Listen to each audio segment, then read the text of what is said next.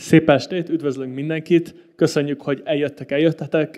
Én Nagy Kristóf vagyok, a Kemki kutatási osztályának munkatársa kutatója, és Huth Juliusszal mi fogjuk moderálni a mai beszélgetést, aminek, mint láthattátok, a cím az, hogy válság vagy virágzás, intézményrendszer a radar alatt. Az, hogy ez egy jó címe, vagy hogy mit mond, vagy hogy vitatkoznánk-e vele, az szerintem abszolút a beszélgetés tárgya lehet. Ez a beszélgetés a Kemki 1980-as évek kutatásának a része, amit Juliusszal viszünk, és ennek volt az első etapja 2022-ben a Bomlás virágai konferenciait. Ebben a térben most elkezdődött ez a beszélgetés sorozat, aminek a következő alkalmát Kürti Emese fogja moderálni, vezetni az 80-as éveknek egy ilyen női feminista perspektívájáról, ami szerintem egy releváns kérdés, mert így öten ülünk férfiak annál az asztalnál, szóval, hogy ez adekvált, az nem kérdés, és emellett nagy erőkkel készülünk egy műkritikai antológiára, ugyancsak a 80-as évek művészet kritikájáról, művészeti vitáiról, aminek ősszel várható a bemutatója. És a meghívottaink Andrássy Gábor, Török Tamás és Várnagy Tibor mind olyan intézményekből jöttek, akik a korszakban, az 1980-as években mondjuk úgy így egy ilyen előre dobott definíciónak ilyen kishivatalos intézmények voltak, nem a zászlós hajú intézmények, de nem is illegális intézmények, hanem egy viszonylag kisméretű intézmények a kornak, ezért is adtuk ezt a radar alatt munkacímet a beszélgetésnek. És emellett talán, ami még egy közös jellemző, hogy mindannyian budapesti intézményeket vezettetek, vagy budapesti intézményekben dolgoztatok a korszakban. Ez természetesen nem jelenti azt, hogy csak Budapesten lett volna képzőművészeti élet az évtizedben, és az antológiában is tervezünk, vagy nem tervezünk, hanem biztos ki fogunk térni a Budapesten kívüli tendenciákra, illetve Budapesten kívüli kötetbemutatókat is tervezünk neki. Amit még technikai szempontból el szerettem volna a beszélgetésről, hogy itt nagyjából egy órát fogunk ilyen kerekasztal formátumban beszélgetni, és utána pedig kinyitnánk a beszélgetést a közönségnek kérdésekhez, hozzászólásokhoz, más gondolatokhoz. És előjáróban ennyit mondtam volna, és most átadom a szót Juliusnak.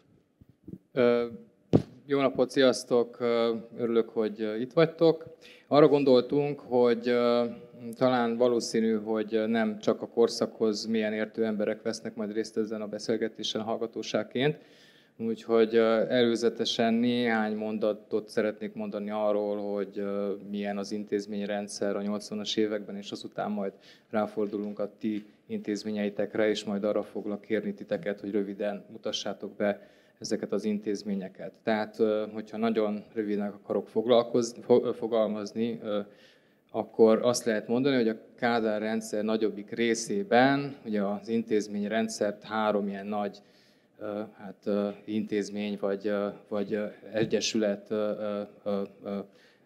határozza meg, hogyha eltekintünk a Kulturális Minisztériumtól, vagy Művelődési Minisztériumtól természetesen, akkor van egyfelől a Képző- és Iparművészek Szövetsége, ami ugye a művésztársadalom hivatalos elitjét reprezentálja, és 1956 után többé-kevésbé ilyen szimbolikus funkciót tölt be, noha mondjuk szövetségi tagnak kell lenni például ahhoz, hogy bekerüljél egyik vagy másik zsűribe. Adott nekünk a Magyar Népköztársaság művészeti alapja, ami az egész művésztársadalmat reprezentálja, ami a rendszerváltás évében körülbelül 6000 fő, ebből olyan 5000 képzős iparművész, tehát egy elég nagy művésztársadalmat reprezentál. Ez alá tartoznak különböző vállalatok, a képcsarnok vállalattól az iparművészeti vállalatig. Lényegében ezek azok az intézmények, amelyek biztosítják a művészet infrastruktúráját és anyagi bázisát, és adott ugye a lektorátus, a képző- és iparművészeti lektorátus, ami a köztéri műveket, művészetet és többé-kevésbé a kiállításokat is felügyeli. Tehát nagyjából ez a rendszer áll fenn 1979 környékén, de a 80-as években szépen lassan elkezdődik ennek az intézményrendszernek egy ilyen, először egy decentralizációja, majd aztán egy lassú piacosodási folyamat is ebben a rendszerben. Ja, és persze a kiállítóhelyek ezekhez az intézményekhez képest egy kicsit alulállnak, hogyha jól gondolom, a intézményi hierarchiában, mint hogy az intézmények, ha jól gondolom, kevéssé tudják meghatározni a saját profiljukat, vagy a saját kiállításaikat. Ez a rendszer majd megváltozik valamelyest az 1980-as években.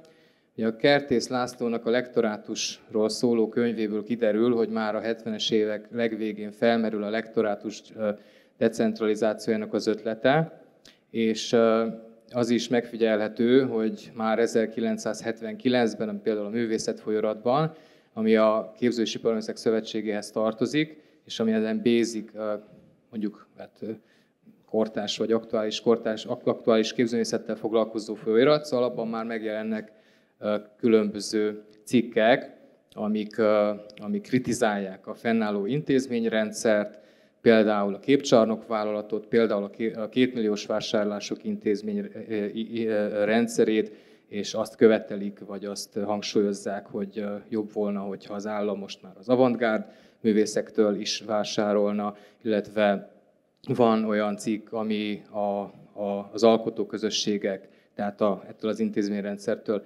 független alkotóközösségek létrejöttét sürgeti, és ennek megfelelően el is indul egy intézményi átstruktúrálódási folyamat a 80-as évek elején. Van egy 82-es tanácsi határozat, ami elveszi a kiállítások felügyeletét a lektorátustól, és az többé-kevésbé a tanácsok hatáskörébe kerül, illetőleg megszületik az a határozat is, ami onnantól kezdve az alkotó közösségek létrejöttét is lehetővé teszi. Na most, ahogy Kristóf is mondta, azok az általatok vezetett intézmények, azok valahogyan, tehát mi úgy lőttük ezt be, hogy így középen állnak tulajdonképpen, hogyha úgy vesszük, ebben a rendszerben. Ugye hát méretüknél, vagy a költségvetésüknél fogva nem hasonlíthatóak össze mondjuk a műcsarnokkal, vagy a Nemzeti Galériával, és nem is ilyen az alternatív intézményrendszerhez kapcsolódnak, de ugyanakkor meg valamennyire mégis, mert hogy fontos bázisai lesznek a korszak aktuális alternatív művészetének. És szóval azt szeretnék megérteni egyfelől, hogy mi történik a kettő között, illetőleg, hogy másik az, hogy igazából a műcsarnokról és a nagy intézményekről elég sok mindent tudunk, de pont azokról a fajta intézményekről, amiket ti vezettetek, viszonylag keveset. Úgyhogy át is adnám nektek a szót, és arra kérnélek titeket, hogy röviden mutassátok be az általatok vezetett intézményeket, és ezeknek az intézményeknek mondjuk a fő profilját. Nem is tudom, hol kezdjem, talán, hogyha itt vagyok, akkor a Gáborral. Én kezdtem azt hiszem legelőször. Hát azt előjáróban, hogy nekem meg pont ezek maradtak a radarom alatt. Tehát a szövetség meg ilyesmi. Fogalmam nem volt erről az egész. Az az igazság. 79-ben tehát egy véletlen. Tehát az, hogy most itt ülök, az egy véletlen, mert a Kassák Múzeumban voltam párja, és idegösszeomlás határán átmentem az udvaron, és föltéptem a kultúrház ajtaját, és ott álltak és cigiztek a jövendő főnökeim, és trécseltek, és megkérdeztem, hogy van-e állás. És állítólag úgy néztem ki, hogy rögtön rávágták, hogy van. És hát így kerültem oda, és egy darabig még a Nelly néni, Mészáros Mihály szobrászművésznek a felesége vitte a Pince Galériát, és neki voltam ilyen hóruk, meg rendeztem, meg cipeltem, meg ilyesmi. És aztán ő nyugdíjba ment, és rám bízták ezt a úgynevezett Óbudai Pince Galériát, aki még emlékszik rá, az Icsi kastélyban volt a kapu alatt, gyakorlatilag egy ilyen félig zárt, félig nyitott térbe nyílt, 40 négyzetméter volt, és mély lépcső, ez egy barokk pince volt, ahol a középkori óbudai prépostsági templomnak a tehát a támpillérje, tehát ilyen kövek voltak föltárva benne, és az adta egy ilyen furcsa hangulat, tehát egy ilyen donga boltozatú pince volt. És én 81-ben csináltam ott az első kiállítást önállóan, akkor ment el a Nelly néni nyugdíjba, és 2007-ben zárt be, amikor már az úgynevezett társas kör hozzá tartozott, és amikor a társas körből én eljöttem, akkor bezárták ezt a pincegalériát, és most valami kőtár, vagy mi van benne. És a lényeg az volt, hogy amikor oda mentem, tehát amikor elment a Nelly nyugdíjba, akkor a főnöknőm, a Merényi Judit, aki egy ilyen legendás személyisége volt ennek a kultúrházi színtérnek, egy rendkívül karakán és ilyen nagyon szókimondó asszony. Ő leültetett, és azt mondta, hogy ide figyelj, mától nem akarok a galériáról hallani. Hogy micsoda? Azt mondja, engem nem érdekel, hogy mikor nyitsz, mikor zársz, mikor jössz, mikor vész, nem akarok többet a galériáról hallani.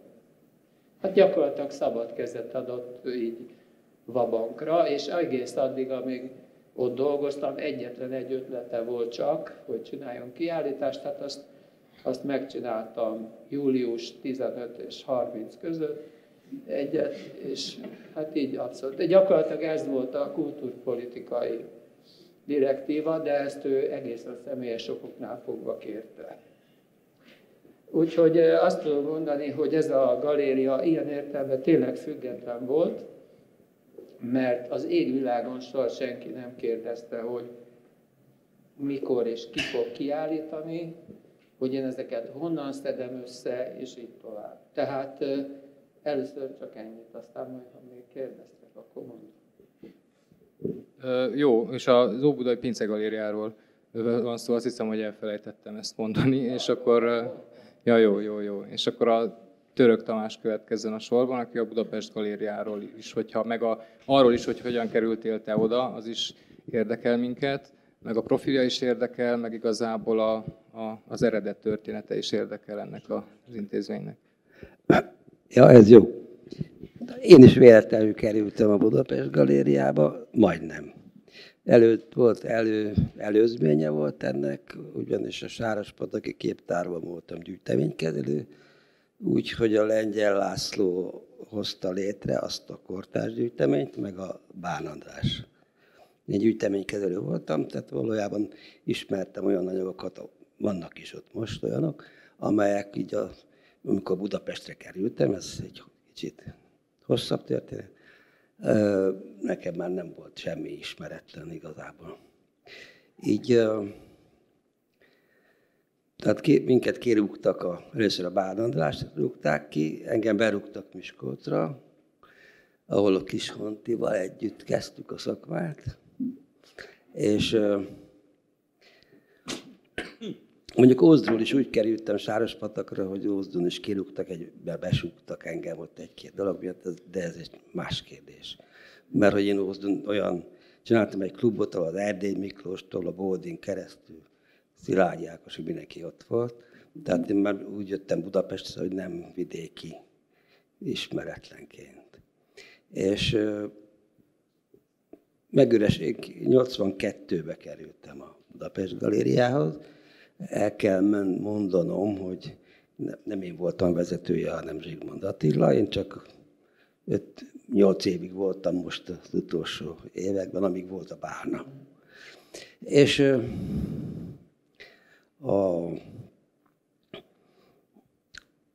tehát szóltak nekem, hogy üresedett itt egy járás, és akkor jártam egyetemre, egyéni levelezőként a Gáborral, és jelentkeztem a Zsigmond Attilánál, akinek éppen volt egy üresedése, mert külföldre távozott a Tünde, azt hiszem a Kovács Tünde, aki akkor csinálta az Óbuda galériát többek között, de egyébként több galériából, ezt majd részletezem, ahol a tendenciákat, de abban nem vettem részt, mert én csak októberben jöttem, 82. októberében. Budapest Galériába. Itt most mondok gyorsan az intézményre valamit. 79-től Budapesten a Budapest Galéria, illetve a Budapesti Kézművészeti Igazgatóságnak csak 83-tól Budapest Galéria a neve. A köztéri szobrok állításával, karbantartásával foglalkozott a nagyobbik osztály. Azt Kerényi Erzsébet vezette, a szobrásznak a felesége. És az volt a nagyobbik, és akkor a Zsigmond Attila 79-ben a főnök,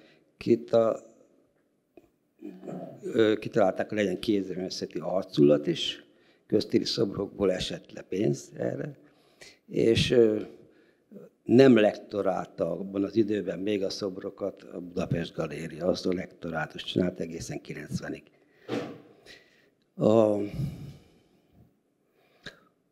Viszont a kiállításokat zsűrizte. A budapesti kiállításokon van, és ott is csak a hivatásosokra volt jogosítványa, ezt kell tudni. Tehát a hivatásos a szövetség tagjainak, vagy valamilyen módon hivatásos végzett művészekre volt jogosítványa a galériának. Arra volt a galériának jogosítványa, ezt is pontosítsuk, hogy szervezzen zsűriket, amihez volt szakértői névsor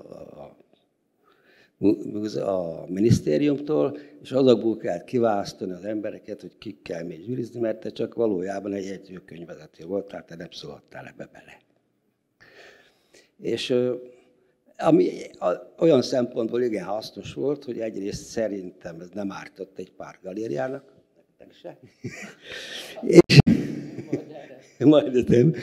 És viszont a saját kiállításainkat is nekünk kell zsűrizni, és ez se volt rossz. Ott is születtek zsűri jegyzőkönyvek.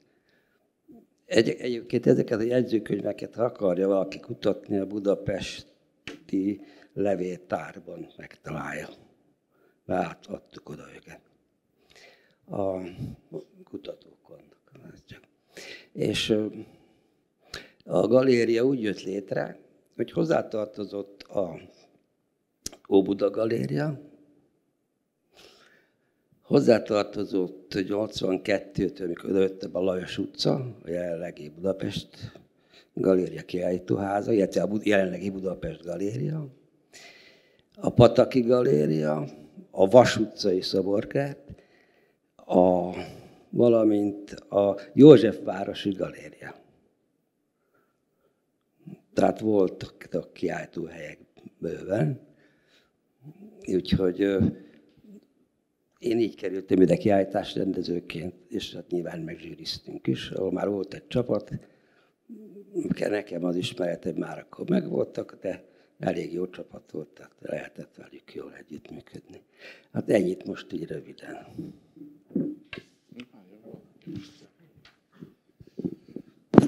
Jó estét kívánok, szeretettel köszöntök mindenkit, én is, és akkor én a Liget Galéria vezetője voltam 83-tól kezdve 2022-ig, és a véletlen az volt, hogy én jelentkeztem a Kasság Klub vezetőjének, mint hogy népművelő voltam, és akkor beadtam a női főnökömnek, főnökasszonyomnak, Ernestinnek a szakmai életrajzomat, és akkor ő azt látta, hogy én már szerveztem, meg közvetítettem kiállításokat, és akkor megkérdezte tőlem, hogy mit szólnék, hogyha ő szeretne csinálni az Ajtósibűre sor 5-ben egy galériát, hogy ha nem a Kasság Klub vezetőjének neveznek ki, hanem ennek a galériának a vezetőjének, és akkor én mondtam, hogy hurrá, mert hogy a Kasság Klub az szerintem nekem nagy falat lett volna, hát szóval ilyen sokkal nagyobb. És akkor most a Liget Galéria megalapítására azért került sor, részben azért, mert az én igazgatónőmnek, Ressler Ernestinnek hívták. Ő csinált kiállításokat, korábban Dunaújvárosban az UX teremben, és a Vasszobrász művésztelep alapításában is benne volt, és így neki voltak kapcsolatai. Mitten jóban volt az Újházival, Zámbolcsivel, Galántai Gyurival, tehát tulajdonképpen a korabeli Fiatal Képzőművészek Stúdiójának tagjaival dolgozott ő már Dunaújvárosban is, és aztán, amikor Pestre került, akkor ugye a Kasság Klubban csinált kiállításokat, de a Kasság Klub az gyakorlatilag egy teremből állt, ami tele volt székekkel, tehát hogy ott ugyan lehetett a falra lógatni képeket, vagy alkalmanként a székeket kipakolni, de hát azért már akkor másféle kiállítások voltak, tehát például a Szűrenon kiállítások a Kasságban. Na most ezért ez volt az egyik oka, a másik pedig az, hogy abban a pillanatban az Ajtósi Dürer sor 5 szám alatt az Zuglói Amatőr Film Stúdió tagjai dolgoztak, akiket folyamatosan följelentettek a szomszédok, mondván, hogy hangosak, pornófilmet forgatnak, és így tovább. Ez nem biztos, hogy igaz volt, de mindenesetre az Ernestine azt gondolta, hogy akkor őket elteszi egy másik helyszínre, egy pincehelyiségbe, és akkor megnyílt a Liget Galéria. Na most nálam az úgy volt, hogy azért az Ernestine az összeállította az első évi programot, és még a második évben is elég alaposan beleszólt, de viszont utána én is megkaptam a szabad kezet, és akkor onnantól kezdve, meg hát előtte is, tehát hogy az Ernestine-nek végül is, tehát hogy nem volt olyan nagy a differencia, csak legfeljebb nemzedéki. Más profil? Vágjunk bele profilba? Igen, szerintem vágjunk bele a profilba. Maradhatunk nálad is, és kezdheted te is. Azzal kapcsolatban nekem van egy édes történetem, mert mint zöldfülű, természetesen én azzal kezdtem, hogy a Szabados Árpád engem tanított, meg a rajzköreibe is jártam, és akkor kitől kérdezzem meg, Irány a mozgóvilág szerkesztősége, ahol ugye az Árpád képzőművészeti rovatvezető volt, és akkor megkérdeztem tőle, hogy a fenébe kéne galériát csinálni, és az Árpád azt mondta, hogy majd menjek vissza, hogyha kitalálom a profilját. Úgyhogy ez egy rövid beszélgetés volt, mentem haza, és elkezdtem gondolkozni ezen, hogy most akkor ez hogy van, és akkor rájöttem, hogy hát sajnos én nem fogok kitalálni semmiféle profilt, egyrészt azért, mert nem akarok semmifajta elkötelezettséget, se pedig olyat, mint akkor a Fajó János csinálta a Józsefvárosi Galériában, tehát hogy valami irányzat, vagy nem tudom mi mellett, és aztán idővel arra is rá kellett jönni, hogy én nem hívhatok meg akárkit. Tehát, hogy észre kellett venni, hogy van egy intézményrendszer, és annak vannak mindenféle intézményei, és azok valamit csinálnak, meg jól csinálnak, meg alkalmasabbak arra, tehát, hogy én nem kezdhetek neki úgy bárminek, hanem azt úgy kvázi ki kell kísérletezni, ki kell tapasztalni, és akkor így alakult ki valami, hogy ugye az egy olyan helyzet volt, amikor nem sokkal korábban megszűnt a minigaléria, és akkor annak a közönsége kezdett el hozzánk jönni, illetve művészei, tehát hogy mondjam, egyébként is az volt, tehát, hogy egy idő után, hogy akiket kiállítottunk, azok mondták, hogy kinek van új anyaga, mit lenne érdemes bemutatni. Tehát ilyen értelemben, ha azt veszem, hogy a kiállítások közül mi volt az, amit én nyomtam, én akartam megcsinálni, hát akkor mondjuk évente 2. Tehát, hogy az összes többi, az pedig összejött ebből, hogy abból kellett választani, hogy mi van, mi készül, mi születik meg, és ebből mi az, amit mi be tudunk mutatni. Hadd szúrjak be egy kérdést neked is, meg mind a hármatoknak, ami szerintem így a profilhoz szuperül kapcsolódik, az, hogy mik voltak mondjuk a személyes motivációitok, vagy ambícióitok, vagy mi az, amit el akartatok érni kiállításrendezőként, intézményvezetőként, bármi is volt a pontos pozíciótok, hogy mi volt az, amit titeket mozgatott ebben az időszakban. Szóval szerintem még azt tisztázzuk, hogy egyáltalán ezek a galériák miért voltak. Ez fontos. Ez ugye ez a 70-es évek 76-77-re megy vissza, amikor ez az úgynevezett kis galéria hálózatnak a létrejötte. Tehát itt elhangzott a minigaléria, ezt a Bak Imre meg a Fábián László, akik a Népművelési Intézetben dolgoztak, ők találták ki, hogy a kultúrházakban kell alapítani kis galériákat. És ezt rohadtul meg is szervezték, iszonyatos energiákat fektettek bele, és végignyomták ez az egész intézményrendszeren, és ahol nem tudtak ilyen külön helységet létrehozni, mint amilyen a Tiboré volt, meg nálam a Pince Odú, az például, mit tudom, a Lágymányosi házból a Szalóki dolgozott, akkor ott elkerítettek egy részt az előcsardokból, akkor egy csomó kultúrázban, így, ahogy mesélte a Tibor a Kasságklubot, hogy az aulában rendeztek át, és kinevezték galériák. Tehát létrejött egy intézményhálózat, amelyik eredetileg alapvetően az amatőr művészetnek egy ilyen levezető fóruma akart lenni, mert óriási nyomás volt az intézményeken. Ugye a kultúrházak legnagyobb részében léteztek képzőművészeti körök, meg szakkörök, meg nem tudom én, folyt egy ilyen felnőtt képzés is, meg fiatalok is, és volt egy ilyen nyomás, hogy sehol nem tud senki bemutatkozni, a professzionális intézményekben szóba se kerülnek, és akkor ezt a Bak Imrék felhasználták arra, hogy tulajdonképpen ezt átnyomták az intézményrendszert, hogy ezt elfogadták, aztán volt rá valamilyen direktíva is, párthatározat, közművelési törvény, stb.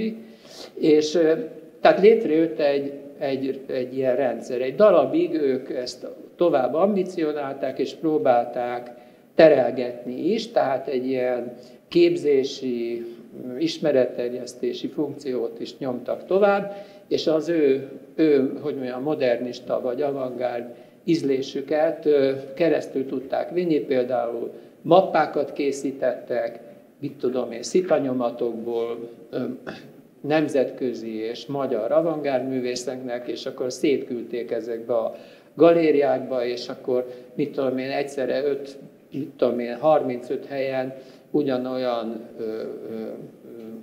és ezt művészetet mutattak be, és ezt el lehetett adni, mint vizuális nevelés. Tehát, hogy igazából egy ismeretterjesztési feladat volt, és egy edukáció. Tehát ennek az egész hálózatnak ez a lényege. És még mielőtt rátérünk arra, még ezt hozzá tartozik, és akkor ezt be lehet fejezni, ezt a kört szerintem, bár én gondolom, hogy ezt az intézményrendszert, mint hallatszik, ez elszabadult. Tehát ez olyan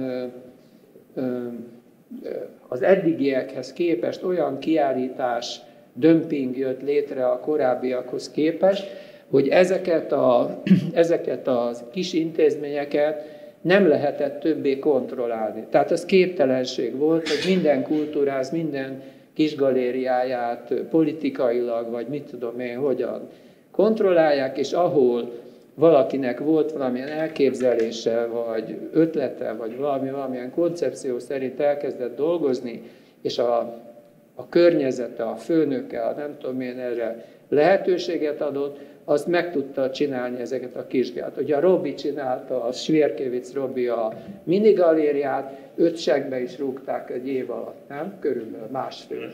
És akkor annak vége lett. De ugye téged is hagytak, engem is hagytak, csináltuk még tovább 30 évig. Tehát, hogy tulajdonképpen én azt a szót használtam, és elnézést, hogyha valaki olvasta már az utolsó műértőben a Tiborral a beszélgetést, azt a szót használtam ott, úgy emlékszem, hogy tulajdonképpen ezt az intézményrendszert mai szóval meg lehetett hekkelni. Tehát másra használtuk az intézményeket, mint amire alapvetően kitalálták őket. Igen.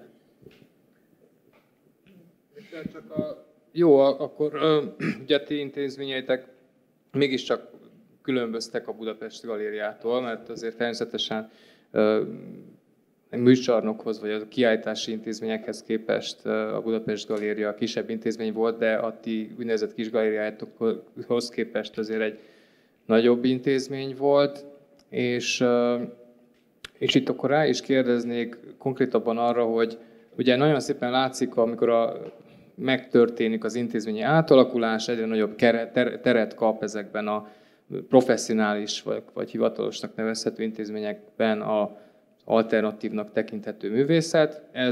Ennek remek példája a Tendenciák kiállítás sorozat, ezzel kezdődik tulajdonképpen az évtized, és egyébként meg, ha másfelől meg a Kék acél kiállítással zárul, aminek pont te voltál a rendezője, erről még majd beszélhetünk talán később, de a Budapest Galériában a kettő között szerinted mi volt, mi volt a profil, milyen fontosabb kiállítások voltak, és esetleg, hogyha még kiemelnél egy-két nevet, akit úgy gondolt, hogy fontos ebből az időszakból. Jó, hát szóval én nem voltam abban a szabad helyzetben nyilván, mint a Gábor és a Tibor, de ugyanakkor a Zsigmond Attila egyébként képzőművészetben művelt, képzőművészetben jártas ember volt, és azért egy idő múlva kialakult közöttünk egy alkú. Tehát mondjuk évi 30 kiállítás, úgy helyszínekre lebontva, és akkor abból eleinte csak 2, de aztán lehet, hogy utána 6-ot, és akkor egyre többet csinálhattam saját koncepció alapján. És akkor ezt be is tartottuk, ráadásul profil ellenes volt, ugyanis ő azt mondta, hogy adófizetők pénze. Ez volt az alapelv, ami azt jelenti, hogy akkor abban mindennek bele kell férnie. Valamint hát nyilván neki voltak elkötelezettségei jó művészekhez, tehát nem, mert hogy ismerte őt a művésztársadalom, és azokat is meg kell, abban ezek is belefértek. Tehát, hogy volt közöttünk egy szerencsés alkú,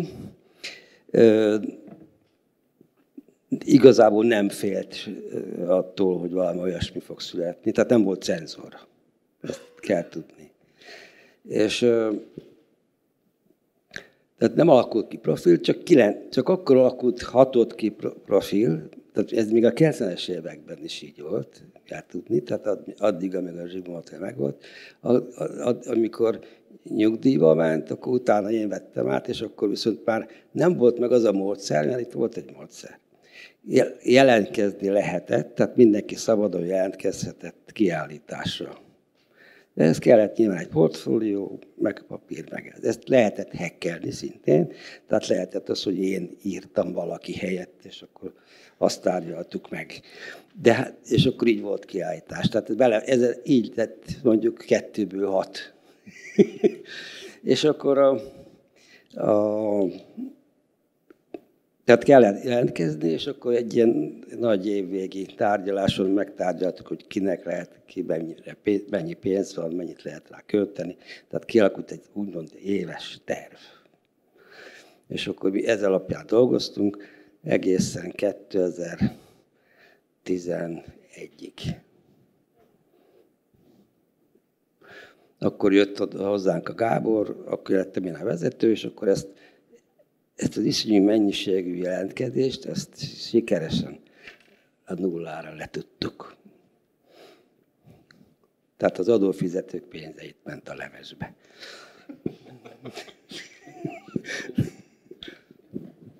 A profilt, mert én most ezt a kis galéria hálózatot meséltem el, de na most ugye a Tamás mondja, hogy ő mennyi mindent tudott, már én meg semmit. Szóval effektív.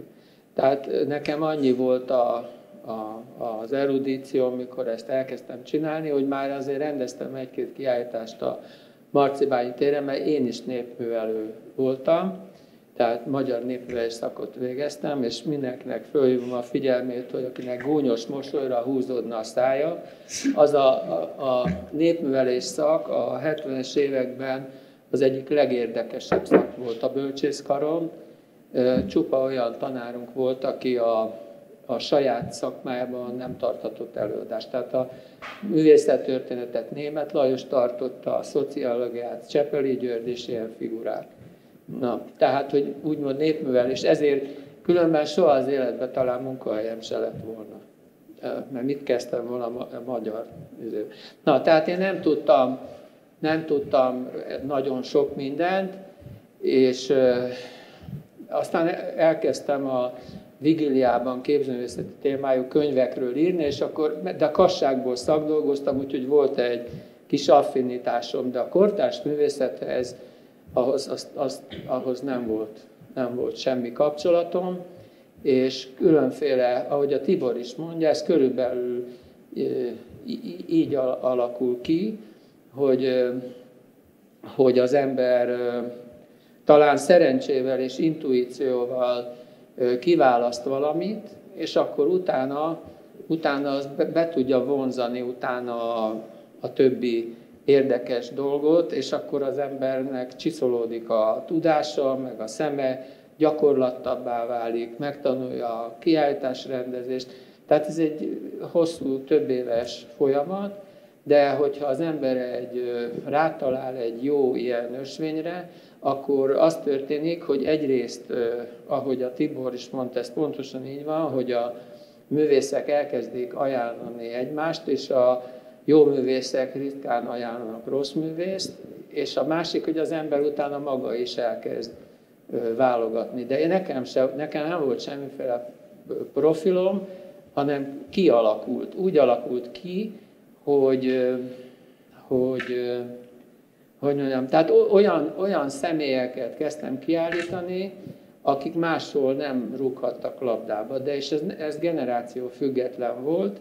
Voltak egész idős művészek, akik, 8-10 vagy 10 évvel ezelőtt a Szürenomba kiállítottak, és eltűntek, Veres Pál, ilyen idős művészek, és egészen fiatalok, akiknek még soha nem volt kiállításuk. És valahogy ez így alakult ki, és lett később egy rutinom, meg nem tudom én, és akkor az egész egy félig-meddig önjáróvá válik a dolog. De azt, hogy bocsánat, tehát azt, hogy a hivatalos művészet, vagy micsoda, fogalmam se volt, tehát azt csak később jöttem rá, hogy akik ott állítanak ki, azok soha nem szerepelnek se a műcsarnokban, sehol se. De ez valahogy így alakult, ez nem tudatosan alakítottam így alakult. Ezt a motiváció kérdést visszahozhatom? Igazából rettentően kíváncsi vagyok. Tényleg arra, hogy így mi motivált titeket? Mikrofonban, hogy az utókarnak is meglegyen az őszinte válasz. Semmi. Szerintem ne szerénykedj. Jó kiállításokat szerettem volna csinálni. Ennyi, de tehát nem voltak terveim a jövőre. De nekem volt még egy másik is, hogy azt is nagyon ambicionáltam volna, hogyha nem zárnak be 2 év múlva. Tehát ez még egy másik szempont volt, hogy ez jó lenne. Nekem nem volt semmiféle veszélyérzetem valahol, tehát... Igen, nem volt semmi, de tényleg nem voltak ilyen szakmai céljaim. Ezen azt jó persze, de a vackot az ember nem szívesen csinál, vagy nem akar, de azon kívül nem voltak ilyen karrier elképzeléseim, vagy különösebb motivációim. Tehát mikor elkezdtem, engem a törvívás érdekel. Csak megsérültem, és akkor kénytelen voltam. És a Tamással is úgy találkoztunk, hogy ne legyünk sarlatánok, ugye, hogy beiratkoztunk ilyen egyéni levelezőre az egyetemre, és akkor ott barátkoztunk össze. Tehát és akkor ott valamiféle rendszeres tudást is az ember megpróbált létrehozni, de ez is csak azért volt lehető, mert olyan munkahelyünk volt, ahol megengedték, hogy a nappalisokkal járhassunk. Tehát az egyéni levelező, együtt kellett járni velük, és együtt vizsgázni, és mit tudom én. Na, tehát ennyi. Kicsit komolyabbra fordítva a szót, azért nálam az megvolt, de szerintem az biztos nálatok is, hogy a kortárs kultúra érdekel. Tehát eleve a rockzene, és akkor onnantól kezdve már, meg a filmek, és akkor onnantól kezdve már, ez nem volt kérdéses, hogy mit tartunk jó kiállításnak, vagyis hát kérdéses volt, csak nem annyira a legelejétől, vagy a nem tudom, hanem... Jó, hát hogyha itt már elhangzott, a Tamás említette, nem akarom ezt nagyon-nagyon kinyitni, ezt a kérdéskört, de hogyha már elhangzott, hogy nem volt cenzúra, akkor ezt is mondjátok még a mikrofonban, hogyha ez így volt, mert ez egy sarkalatos kijelentés szerintem, és igaznak is tűnik már a mi kutatásaink alapján is, ez többé-kevésbé, de hogyha ezt akarod cizellálni... Egyrészt a galériában nem volt. Vannak momentumok, amikre emlékszem, amit nem volt cenzúra, csak majdnem, de ez kár lenne ezt most elmesélni, mert egy képről van szó. Illetve egyről tudok még, amikor nem voltam ott, az Altóriain volt. Az Altóriainak a Süllyedjek felfelé című erdélyi képét le kell takarni nagypénteken. Mert a pártitkárnak nem tetszett valamiért ez a kép. Ezt a Beke mindig mesélte, úgyhogy tőle tudom én is. Úgyhogy ennyi erről tudok. A 84-es Magyarország térlet, ott sem volt cenzúra részünkről, biztos nem.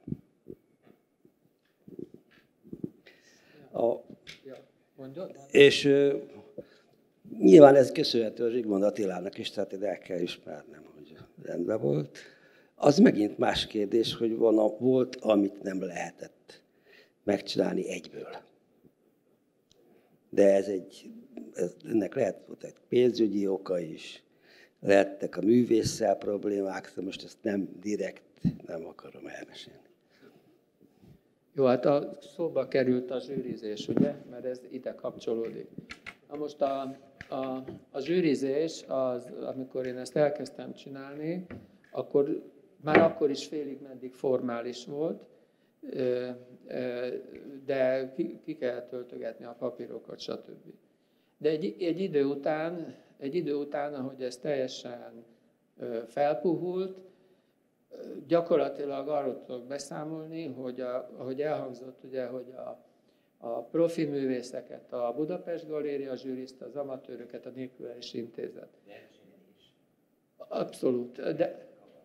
Igen, de nem volt értelme, mert hogy a Népművelési Intézettől, nem tudom mi, még volt ilyen zsűrizés, 7 vagy 8 éven át mindig ugyanaz a két ember jött, a Baranyai Bandi meg a Joláti Attila, úgyhogy ez így zajlott. A Budapest Galériától meg a Baranyai Bandi meg a Hajdú Pista. És nagyjából, hát Lengyel, igen, néha, csak néha. Igen, tehát, hogy gyakorlatilag azt lehet mondani, hogy ez tényleg a nevetségesség tárgyává vált már, és nem meddig volt zsűrizés? 89-ig, de a végén már ez, hogy mondjam, talán le se zajlottak igazából. Töltsük ki a papírt, és dobjuk be a Budapest Galériába. Igen, ilyesmi. Tehát, hogy a cenzúra, tehát soha senki nem kérdezte, mondom, hogy mikor ki lesz kiállítva, de hát azért voltak, mert védelmi funkció. Talán igen, nem tudom. A Bercsényi kiállításokat is mi zsűriztük, és ott például sok Enkonnű kiállítás volt. Azt kell tudni, hogy az nem veszélytelen műfaj volt. Akkor abban az időben be is voltak tiltva. És akkor mi elmentünk, lezsűriztük a Bandival, illetve elzsűrizték a művészek, Bandi, Joláti közel lakott azért volt. És akkor meg volt az engedély. Akkor mindig írt levelet nekünk egy hét múlva a kollégium igazgatója, most talán valami Angyalosi, vagy mindegy, nem emlékszem a nevére, hogy hát ezt hogy. És akkor kellett írni igazoló jelentést. Remélem ezek is megvannak ahol meg lehet írni, hogy hát ez azért, mert mit tudom, a betűformákkal így játszik, meg úgy játszik, szóval mindenféle dolog volt, és nem értelmeztük a szöveget. Tehát azért van, hogy védelmi funkció is volt sokszor ezeknek az ügyeknek, de nem erre volt kitalálva, nyilván.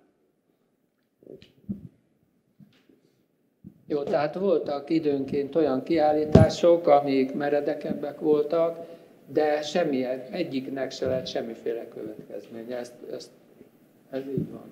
Na most ez nyilván abból is, a Budapest Galéria más helyzet, mert ott is csináltunk a Tamással, volt ami ilyen meredekebbre sikeredett, a 101 tárgy című kiállítás, ott volt egy kis izgalom a körül, mert ez egy elég szokatlan dolog volt, de azért a Budapest Galéria, mondtátok ezt a radar dolgot, erre rá vagyok valahogy csavar, hogy de az a Budapest Galéria azért, hogy a radar környékén volt azért. De mi valóban a radar alatt voltunk, mert azon a 40 négyzetméteren Óbudán a pincében, hogy ott mi van, az nem, tehát az nem volt. A másik, amit szeretnék mondani, hogy eloszlassak ilyen legendákat, azért legyünk őszinték, hát nem lehetett volna egy galériának a programját, akár egy évig se csupa tabudottögető kiállítással megszervezni, mert nem voltak ilyen művek. Tehát nem volt ennyi. Tehát nem csak azért nem lehetett ezeket látni, mert minden volt írva, meg mindenki a sebeit mutogatja egy utólag, hanem mert nem születtek meg. Tehát nem lehetett volna etetni 4-5 alternatív galériát felforgató művekkel. De a igazság nem is feltétlenül az politikai tartalom, ez meg volt politikai tartalom, hát nem lehetett orosz ellenes, nem lehetett pornográf, nem lehetett irredenta, meg nyilván a pártálmat nem lehet, ennyi. Ez volt a tiltott. És akkor volt egy olyan funkciós, hogy gondoljuk csak bele, hogy nem csak eleinte nem csak azt tiltották ezeket a tartalmakat, hanem magát a formát is. Tehát honnan jött? Volt a szocialista realizmus, stb. Tehát el lehetett juttat, tehát azt mondtad, hogy van egy performance, meg ez, meg az, azt nyilván nem vették jól. Ez a lassan, ez mindenki hozzászokott. Az volt ezeknek a dolgoknak a funkciója. Hát emlékszem, én 78-ból láttam egy baranyai kiállítást Ózdon, ahol a 2 jó népművelő hozta, az egyik művész volt, tehát a Hátolt Tamás, hozta, és akkor ismerkedtem meg vele. És egy baranyai, és ahol megjelent az Ózdi Kohászban egy olyan cikk, hogy hát hogy volt a művész felöltetve. Erről szólt, tehát hogy nem kicsit top is volt, mondjuk így. De hát ott erről szólt a dolog, meg hát nem látszik se. Önarcképek vannak, de nem látszik a művész. Körülbelül ennyi. Tehát forma, szabadságot is meg kell védni.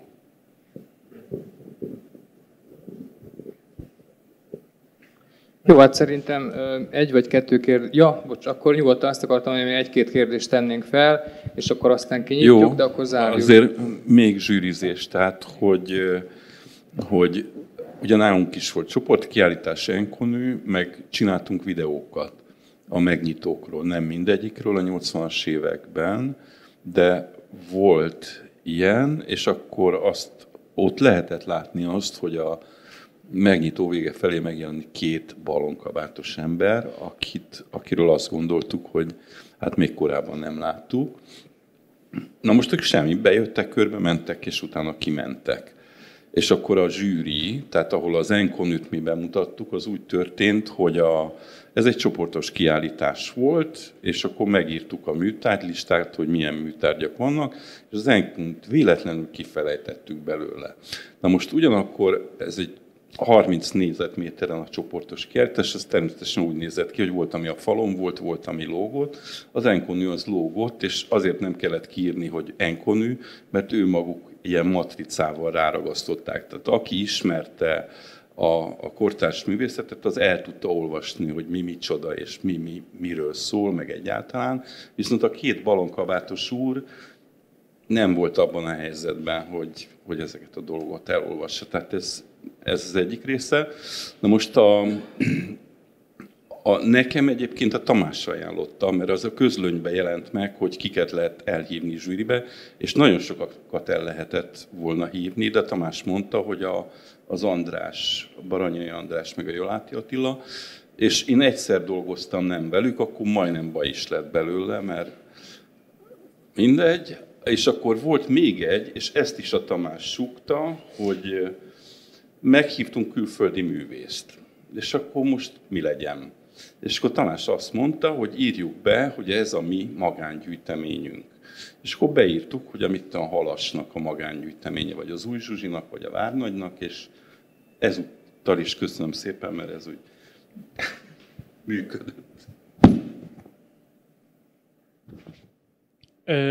Még szerintem 2 kérdést szeretnénk föltenni. Amit én gondoltam megkérdezni, az az, hogy a 80-as éveket, ha most így tágan nézzük így, hogy mondjuk hogy írja meg a magyar történetírás, azt nagyon gyakran a válság évtizedeként írják meg, nem csak politikai értelemben, hanem gazdasági értelemben is, ahol így elfogynak az erőforrások, egyre kevesebb a pénz, a kulturális intézményrendszerben is. És az lenne a kérdésem, hogy ti ezt érzékeltétek a saját intézményeitekben, hogy így szűkülnek az erőforrások, és ez a kérdés első fele. A második felé pedig az, hogy éltétek meg a rendszerváltást így, most így nem is feltétlenül személyesen, szubjektíven, hanem az ilyen intézményi perspektívából. Kezdem én?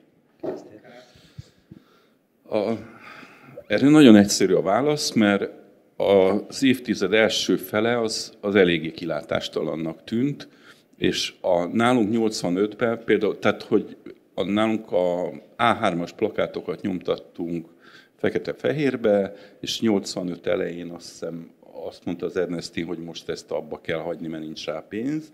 Tehát ez volt a legnagyobb megszorítás a NER beköszönte előtt a Liget Galériába.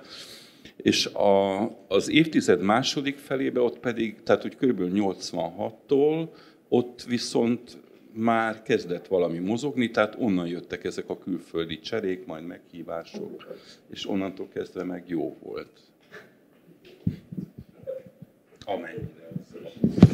Ez egyébként az, hogy igazság szerint tényleg ez a szegény színház ügy, ez igaz volt. Általában szinte mindig. Tehát mindig volt valami válság. De most az, hogy a 80-as évekre válságos volt-e vagy se, vagy hogy virágzás volt-e vagy se, nyilván mindkettő. Emlékezzetek vissza, hogy 80-ban jelent meg a Szilágyi Ákos cikke, hogy a 2 szék, vagy 2 pad alatt, 2 szék között a pad alatt címmel, ami arról szólt, hogy volt a 60-as évek, ami a legyenc fejezet volt, a 70-es, ami meg van, és ahol a konzervativizmus erősödött, és hát most akkor mi legyen a 80. mondanám én. Igazság szerint én néha éreztem a válságot, de ez nem a galéria válsága volt, ez mondjuk inkább a sajátom. De aztán még fiatalok voltunk, családalapítás, stb. Úgyhogy ezek a dolgok helyre jöttek, rendszertől függetlenül. De tehát, hogy is mondja, ahol trágya van, ott virág is. Hát soha nem volt pénzünk, úgyhogy a válság az, tehát ezeket a galériákat gyakorlatilag, tehát nem lehet, tehát nem is volt költségvetés a galériára külön, ha valamire kellett, mit tudom venni, drótot vagy szöget, akkor azt vettünk, de tehát nem létezett ilyen, hogy a galériának költségvetés, ezzel nem tudok beszámolni a csökkenésről és a növekedéséről se. Gyakorlatilag minden önerősen ment, a művésztel együtt rendeztük a kiállítást, hogyha meg nagyon öreg volt, mint a Loslonci Tamás, akkor meg egyedül. És tehát, hogy válság volt-e, szerintem lehet, hogy a szocializmus közben válságba került, de a válság gazdasági, vagy mindenféle válságba került, de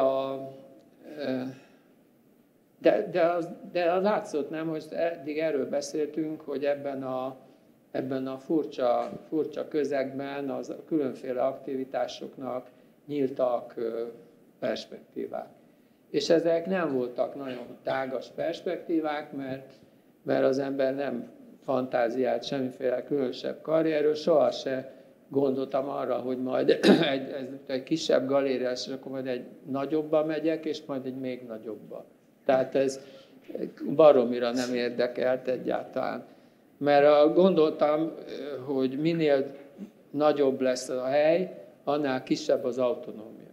Szóval ez úgy látszott, és a másik a költségvetésre is igaz. Tehát, hogy minél több a pénz, annál kisebb a szabadság.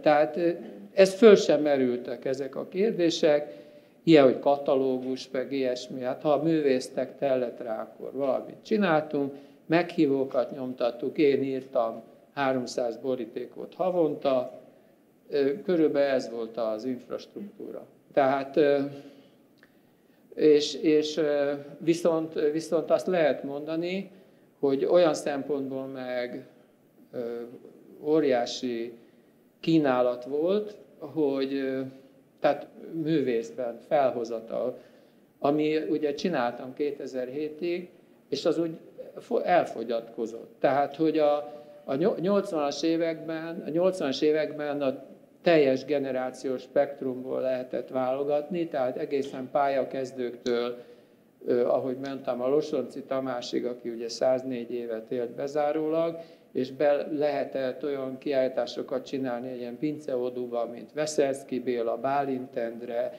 Major János, és így tovább. Tehát volt itt egy olyan közeg, egy olyan kulturális közeg, ami azóta megszűnt. Ennek több oka van, de most az nem a témánk, nem? Most nem akarok ennyit. Jó, hát most én úgy látom, hogy kb. 7 óra van. Kinyithatjuk talán a beszélgetést a közönség felé, de még én előtte egy dolgot szeretnék kérdezni, mert szerettem volna mindenképpen szóba hozni a Kék Acél kiállítást is. Ez többen is kötődtök.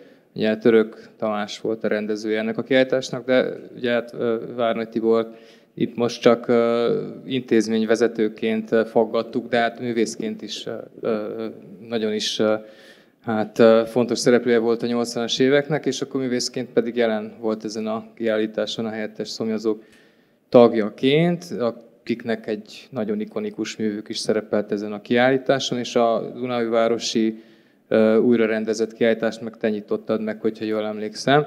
Szóval igazából ezzel kapcsolatban csak annyi a kérdésem, hogy amiután elég tüzetesen végig vizsgáltam a 80-as éveknek az ilyen kiállítás történetét, műkritikáját, kiállításokkal kapcsolatos szövegeit, vitáit, stb. Elég evidensnek tűnik az, amit alá tudom támasztani, amit itt az előbb mondtatok, hogy nem biztos, hogy nagyon-nagyon sok ilyen felforgató erejű mű volt, mint ahogyan azt talán gondoljuk. És hát tulajdonképpen a korszaknak az ilyen társadalmi problémáival, társadalmi valóságával foglalkozó mű vagy kiállítás sem biztos, hogy olyan nagyon sok volt. És a Kék Acél, ez egy kicsit inkább a kivételek közé tartozik, azt hiszem. Szóval, hogy arra vonatkozna a kérdésem, hogyha így van, ahogy mondom, akkor az miért volt?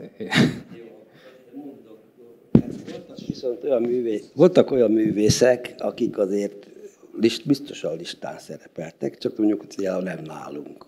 Lásd, Rajk, és a többi, Szegő Győr is.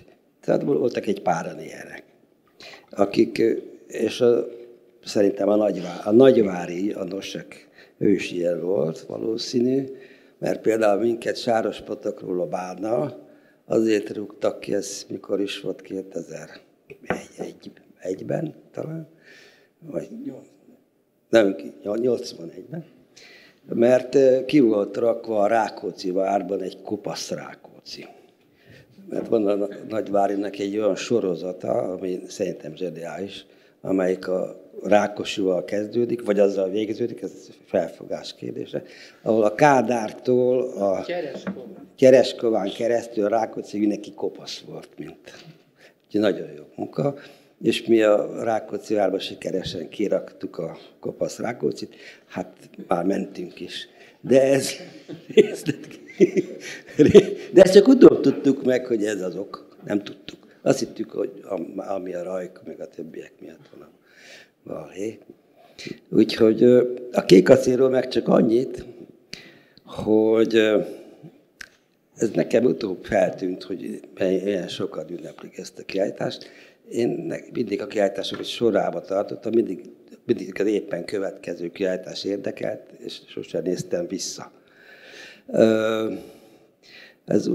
Ennek van keletkezés története, és az a Julius Gyulához kötődik.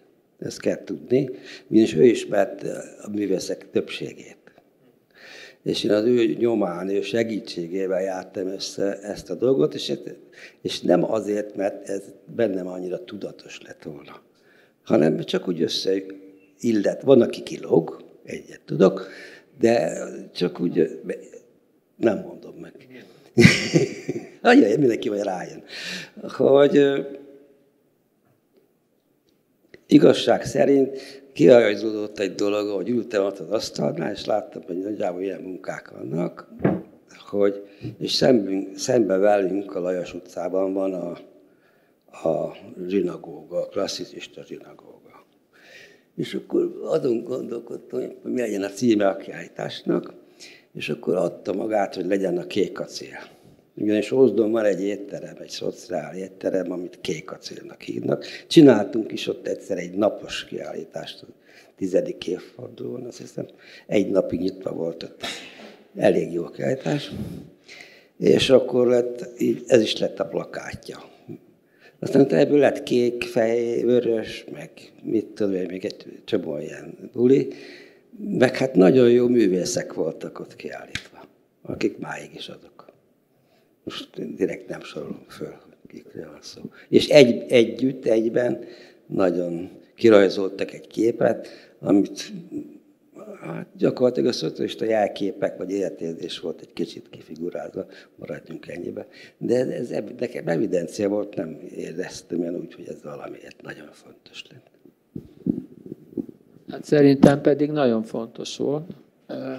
Megmondom miért. Mert van egy tévképzet, én is a rabja voltam sokáig.